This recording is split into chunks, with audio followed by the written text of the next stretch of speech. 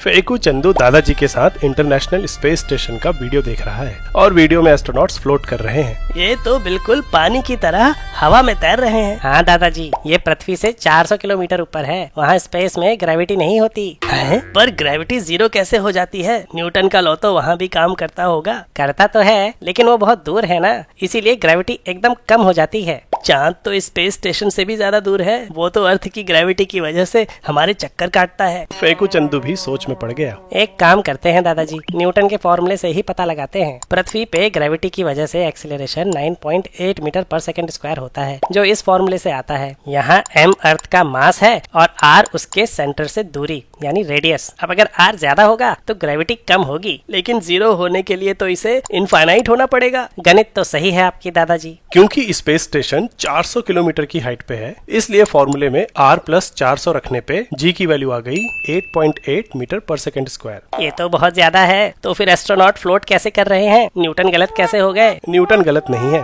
बल्कि तुम्हारी समझ में थोड़ी सी कमी है। एस्ट्रोनॉट्स इसलिए फ्लोट करते हैं क्योंकि वो लगातार नीचे गिर रहे हैं, यानी वो फ्री फॉल में हैं। क्योंकि स्पेस स्टेशन और उनके आसपास की चीजें भी उनके साथ सेम एक्सीलरेशन से गिर रही हैं, इसलिए वो फ्लोट करते हुए प्रतीत हो रहे हैं। लगातार गिर रहे हैं तो धरती से क्यों नहीं टकरा जाते? क्योंकि वो लगातार आगे भी बढ़ते रहते हैं, करीब 28,000 किलोमीटर प्रति घंटे की स्पीड से। एक उदाहरण से समझते हैं। क्या हो अगर तुम एक हाइट से बॉल को ऐसे आगे की तरफ फेंको? वो कुछ दूर जाके नीचे गिर जाएगी। अब अगर और तेज फेंको तो और दूर जाएगी। बिल्कुल, लेकिन अब इतनी तेज फेंको कि जब तक वो नीचे गिरना शुरू करे वो इतनी दूरी तय कर ले कि धरती भी उसके नीचे से कर्व हो जाए। अब बॉल तो लगातार नीचे गिरती रहेगी, लेकिन धरती से टकराएगी नहीं, वो धरती के चारों तरफ घूमती रहेगी। समझ गया, मतलब एस्ट्रोनॉट्स लगातार नीचे गिर रहे हैं अपनी आसपास की सभी चीजों के साथ, पर उनकी हॉरिजॉन्टल वेलोसिटी इतनी ज्यादा है कि वो धरती पे गिरने से पहले ही उसके कर्वेचर से आगे निकल जाते हैं। बिल्कुल सही। ऑर्बिट में बने रहने के लिए जो वेलोसिटी चाहिए उसे ऑर्बिटल वेलोसिटी कहते हैं। जैसे जैसे हम पृथ्वी से दूर जाते हैं वैसे वैसे ग्रेविटी कम होती जाती है।